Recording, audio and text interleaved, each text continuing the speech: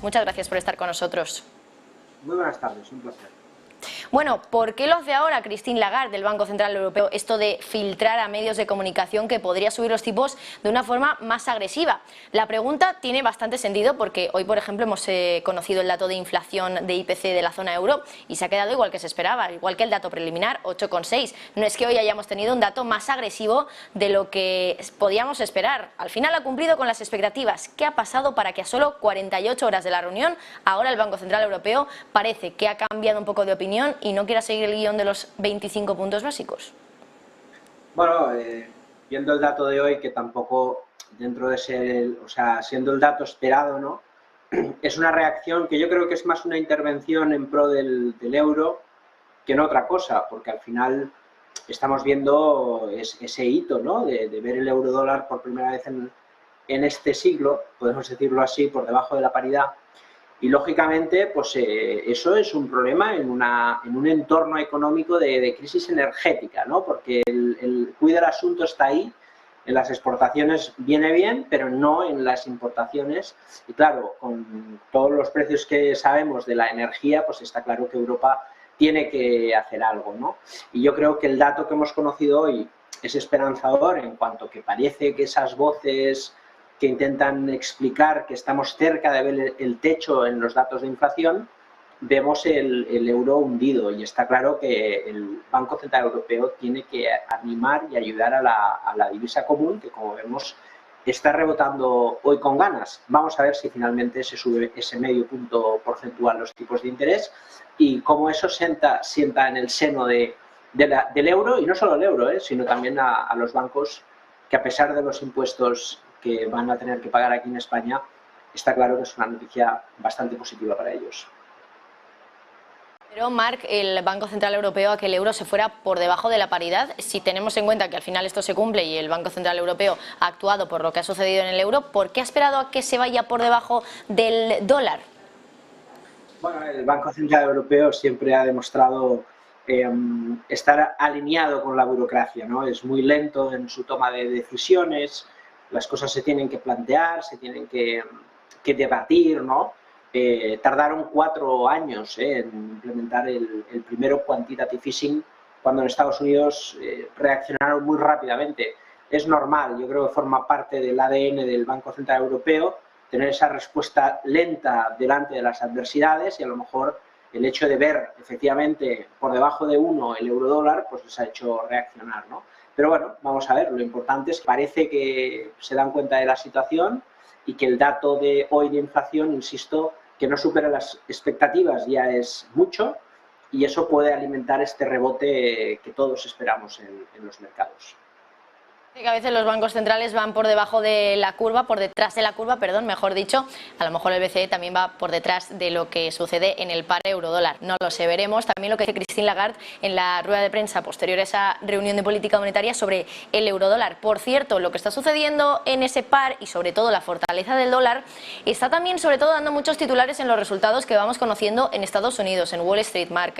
Ayer por la tarde, bueno, mejor dicho por la noche, al cierre de Wall Street teníamos los resultados de IBM, que ha dicho que la fortaleza del dólar, todo lo que está sucediendo con esa divisa, va a tener un impacto en sus cuentas de 3.500 millones de dólares. Bueno, pues en el día de hoy también, antes de la apertura, hemos conocido las cuentas de Johnson & Johnson y más de lo mismo. Ha recortado previsiones de beneficios por lo que está sucediendo dentro de la divisa americana, del dólar. ¿Va a ser esta un poco la tendencia que vamos a ver en los resultados, sobre todo americanos, que van a sufrir por lo que está sucediendo en la divisa de Estados Unidos, en el dólar? Sí, sin duda. Desde luego, las consecuencias de esa decisión que toma Estados Unidos en cuanto a normalizar su política monetaria, lógicamente es un dólar muy fuerte, ¿no? Y eso, lógicamente, con esa vocación de exportación que tiene la economía americana, pues va a pesar en las cuentas. De todos modos, las empresas, las grandes empresas saben cubrirse perfectamente de estos escenarios, de las divisas. No le daría mayor importancia, si bien es cierto que en esta presentación de resultados estamos viendo cómo está afectando, también es cierto que el mercado lo viene descontando, ¿no? Porque somos conscientes de dónde está el par euro-dólar. Sí que es cierto que, a pesar de eso, también hay algo muy significativo en los resultados que hemos conocido la semana pasada no tanto tenga colación con el eurodólar, pero sí con el sector bancario. Los resultados de la banca americana han sido bastante negativos, exceptuando Goldman Sachs ayer, pero Morgan Stanley ya tuvo una parte muy negativa, y sobre todo las provisiones de Wells Fargo, que es un banco muy conservador, muy sensato, y esas provisiones respecto al incremento de morosidad es algo que tenemos que empezar a poner en el radar, porque ciertamente es preocupante, y si el mercado rebota hay que analizar de fondo el sector bancario, porque creo que los resultados han sido bastante débiles, y en cuanto a la banca de inversión, toda esta vorágine de movimientos que estamos viendo en el mercado de deuda, en el mercado de divisas, ¿no? Había generado muchas comisiones a la banca de inversión, ¿no? Y ese es un negocio que se va a ver muy penalizado por ese cambio en el entorno monetario de los bancos centrales. Y, lógicamente, eso puede penalizar. El sector bancario es elemental que esté fuerte para poder financiar a las compañías. Y ese deterioro que hemos visto en las cuentas ciertamente es algo que nos preocupa, incluso más que, como bien decías, ese deterioro en cuentas provocado por la fuerza del dólar, ¿no? Por cierto, hoy también, Marc, vamos a tener los resultados de una compañía que últimamente ha dado bastante que hablar cada vez que ha presentado cuentas, es Netflix. Lo vamos a hacer, vamos a conocer esas cuentas al cierre de la sesión en Wall Street, así que hasta por la noche en España no vamos a tener esas cifras, pero sobre todo me imagino que el mercado va a estar mirando al tema de las suscripciones, ¿no? Porque sí que es cierto que en el primer trimestre Netflix ya dijo por primera vez que perdía suscriptores, 200.000, y que en el segundo trimestre, es decir, en los resultados que vamos a conocer hoy, estimaba que podía perder 2 millones incluso. ¿Va a llegar la sangre al río? ¿Va a ser para tanto la pérdida de suscriptores para Netflix? No sé si hay algún tipo de estimación del consenso de mercado, de algunos expertos, sobre lo que podemos encontrarnos hoy en los resultados de Netflix, porque sí que es cierto que la última vez que publicó cuentas, la reacción en bolsa fue, bueno, pues devastadora, una caída de doble dígito. No sé si mañana también vamos a tener algo parecido en Netflix. Bueno, ahí lo podemos ver en el gráfico, ¿no? Sin duda, yo creo que es de las semanas el plato fuerte. Estaban los bancos, muy importantes siempre, pero Netflix, creo que más allá de la propia compañía, es lo que representa, ¿no? De que el mercado ha estado pagando pues, unos precios muy exagerados sobre el crecer, y al final el mercado nos enseña que cuando una compañía, si miramos los márgenes de Netflix y el crecimiento de las ventas, no ha cesado de mejorar, es decir, la compañía ha crecido en ventas y ha mejorado los márgenes, ¿no? Y ese es el escenario perfecto para cualquier inversor, porque al final, si una compañía crece y se hace más eficiente y gana más dinero porque escala mejor, pues oye, eso es fantástico, ¿no? Y el mercado ha llegado a pagar auténticas barbaridades por muchas compañías, que luego fíjate que la compañía, a pesar de crecer y mejorar, cae, pues fíjate, un 80%. Estamos hablando de una capitalización importante ya, la de Netflix. Además cotiza PER 17, un PER razonable en una compañía de crecimiento. Pero el tema es, llega un momento que el crecimiento se estanca o bien porque hay más competencia, como es el caso del streaming, y que ese disruptor del mercado pues ha llamado la atención a otros players que con mucho dinero pues se han puesto en serio a discutir el mercado a Netflix, ¿no? Y ahora hay que ver cómo se reparte esa cuota de mercado en un negocio que ya es maduro. Entonces, a lo mejor Netflix está barata en precios, pero hay que ver qué piensa el mercado de esa pérdida de suscripciones que va a presentar hoy Netflix. Cualquier cifra que sea aumentar, la subida va a ser espectacular, pero parece que va a seguir perdiendo terreno. Vamos a ver cómo el mercado lo asume, lo observa, porque desde luego son precios ya interesantes para tomar posiciones en Netflix. Nosotros estamos muy expectantes. Lo que no podemos hacer es tomar una posición antes de la presentación de resultados, porque aquí no es de extrañar que mañana veamos un más o un menos 15% en preapertura. Será entonces el momento de decidir si nos sumamos o no a esta fuerte caída de Netflix. Pero sin duda, si el mercado tiene que rebotar, compañías como Netflix tienen que tirar del carro. Vamos a ver qué pasa mañana. Con lo que está sucediendo con el posible embargo de gas ruso y las consecuencias económicas que podría traer para Europa, porque acabamos de conocer también que el FMI, según informa el Financial Times hoy, dice que hay varias economías europeas que podrían entrar incluso en recesión si eso ocurre. Por ejemplo, cita el caso de República Checa, Hungría, Eslovaquia, pero también, y más preocupante porque es una de las principales economías de la zona euro y por tanto preocupa también al Banco Central Europeo, Italia, que por cierto también al final es clave clave por ese mecanismo antifragmentación que está preparando el Banco Central Europeo. No sé si esto también habrá que estar pendientes, imagino, a lo que pueda decir Christine Lagarde sobre Italia y sobre lo que puede afrontar este país, si efectivamente, como nos han dicho hoy desde la Comisión Europea, lo que espera Europa es que Rusia no reanude la actividad en el Nord Stream 1. Sí, sin duda. Mira, creo que es un tema absolutamente innegociable, ¿no? Ahora mismo estamos todos expectantes a muchos temas que podemos más o menos entrever o predecir, ¿no? Por ejemplo, tenemos los resultados de Freeport-McMoRan y de compañías cíclicas que vamos viendo cómo los precios se van moderando. Pero claro, el tema geopolítico en Rusia es tan incierto que puede pasar absolutamente todo, ¿no? Desde que ojalá se termine esta absurda guerra y se utilice la baza de negociación de la energía para tener menos sanciones, o lo contrario, ¿no?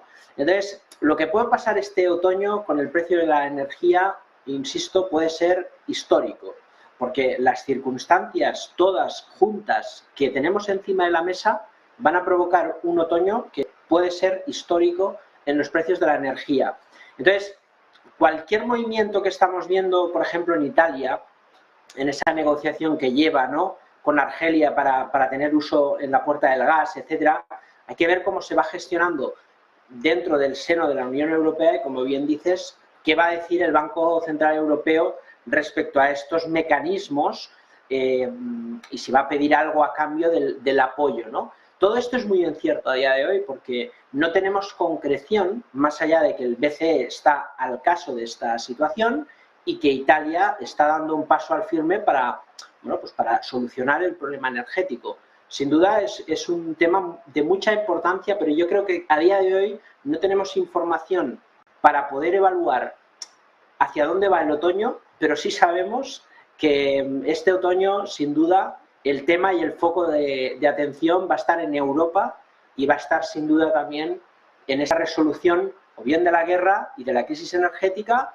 o qué va a pasar en el suministro de energía en Europa, ¿no? Con lo cual es evidente que es un tema muy importante, pero creo que todavía carecemos de información para poder hacer una valoración exhaustiva, más allá del seguimiento que corresponde a este hito, que como digo, creo que puede ser histórico este otoño. Marc, que el verano sea tranquilo en los mercados, aparte de para nosotros en vacaciones, pues que también los mercados nos den algo de respiro, también dependerá de lo que suceda en Rusia. ¿Qué otros factores también tenemos que tener en cuenta para saber si la situación en los mercados va a estar algo tranquila durante las vacaciones, sobre todo de agosto?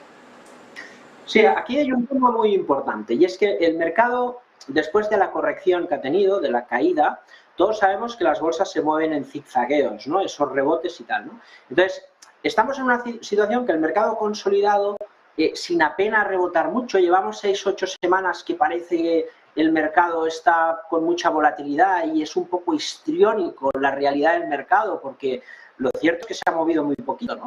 Y en ese debate chartista también, de que si el mercado va a continuar la caída o está haciendo un suelo para rebotar, tampoco nos ilustra mucho, porque estamos viendo pautas triangulares que tanto pueden ser de continuación de la caída como de rebote. Y eso suele pasar cuando el mercado está indeciso, ¿no? Y sabemos que toda la política monetaria se está descontando, y ya es Vox Populi, que van a subir los tipos de interés de manera contundente. Además, hoy fíjate que sube la bolsa a pesar de que parece que el tono va a ser más hawkish del BCE, pero el mercado ya lo va absorbiendo. Entonces, yo creo que este verano, a la expectativa de lo que va a pasar en otoño, que ahí sí que va a ser un momento clave para el año bursátil, es probable que el mercado rebote al calor de los resultados. Y en este sentido, la presentación de resultados va a ser clave. Si hoy Netflix sorprende en lo positivo y el Nasdaq supera los 12.250 puntos, no hay ninguna duda de que el mercado va a rebotar y a lo mejor tenemos un verano positivo.